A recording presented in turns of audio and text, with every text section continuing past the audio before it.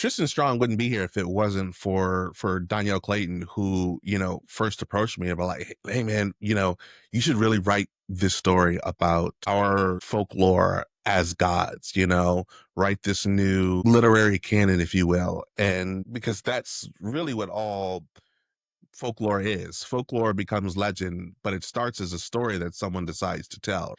And so we decided to tell a story that brought characters like John Henry and Anansi together, characters like Gum Baby, characters like the people who could fly, Burr Rabbit, all of them together into this world, this shared world, combining the African diaspora of storytelling and threading the story of a boy who's dealing with grief through it. And it was ambitious, I think, because I tell people all the time, I was terrified that something like this would not get published again to the magnitude that it was being supported, right?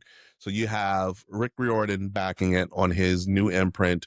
You have Disney backing it that the imprint is with, and it's getting all of this marketing, all this publicity, all this press. You have, Barnes and Noble wanting to move it up to before the holidays so that it could be, a holiday, it could be supported throughout the major buying season. And meanwhile, I'm writing this and I'm like, I got to put this in. We got to put that in.